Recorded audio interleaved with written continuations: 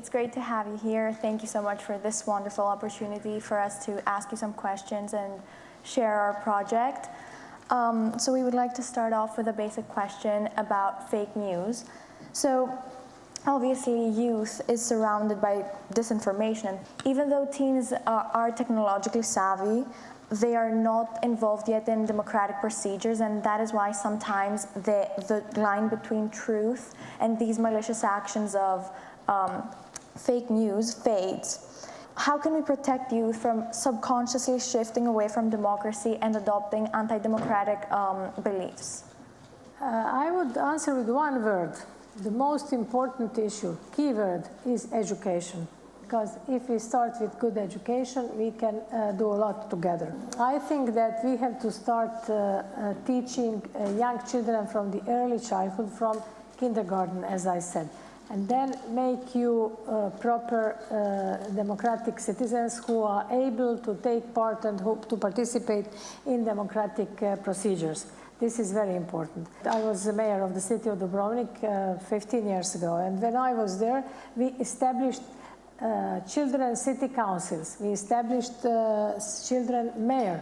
So they had elections, they did everything. So when we started working on a strategy on the rights of child in European Commission, for which I am in charge, and more than 10,000 children participated. So this is very important to open public consultation and to invest in education in order to be literate from the early childhood. In the educational system, we always learn how to do things, but I believe that right now we have to be involved and use the education system as a means of finding ways to involve teenagers and youth in democratic elections. Teenagers could be involved and participate in elections and decision-making about first of all, their school as teaching grounds, but then also their community and their nation. How can we change the education system to involve teenagers and not just teach them?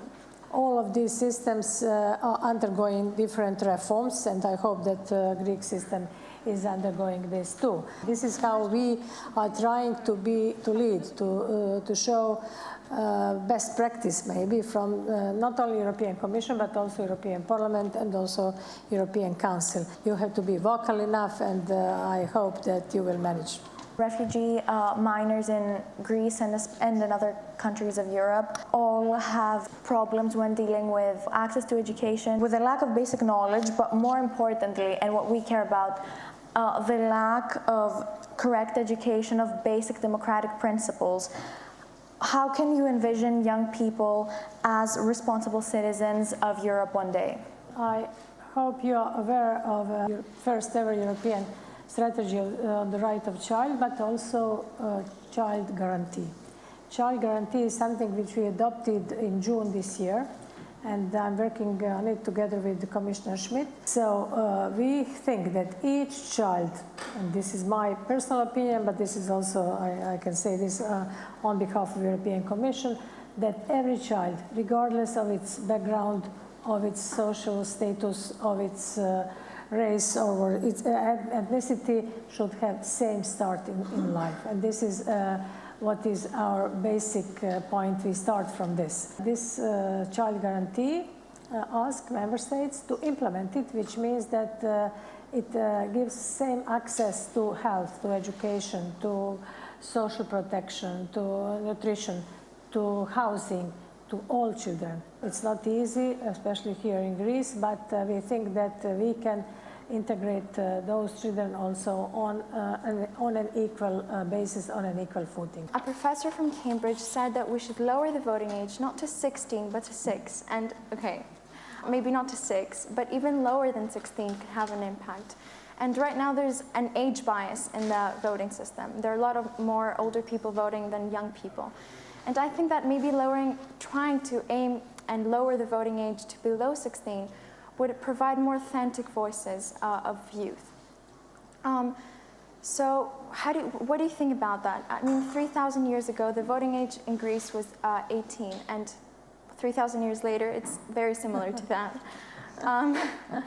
And now we have the technology all around us, and we can have all the information that we that exists. So what do you think about that? This is a very provocative question, which you put. You have to teach them to be taught democratic procedures, and this is how I see your role. But of course, I'm against any ageism. When I say ageism, I'm also against saying that people, when they are 70 or 80 or 90, they are not eligible for some functions. This is also not okay, and we have to fight this ageism. So I think the same goes for children. But I cannot answer directly to the question of 6, 7, 8.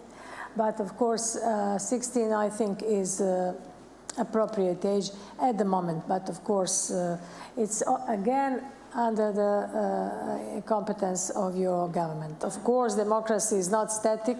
You are right. Next year, as proclaimed by our President von der Leyen during her speech of the Union on 15th of September, will be Year of the European Youth. So this is great occasion to use this year to organize many different either platforms, digitally or analog, but this is a great occasion for all of you to participate.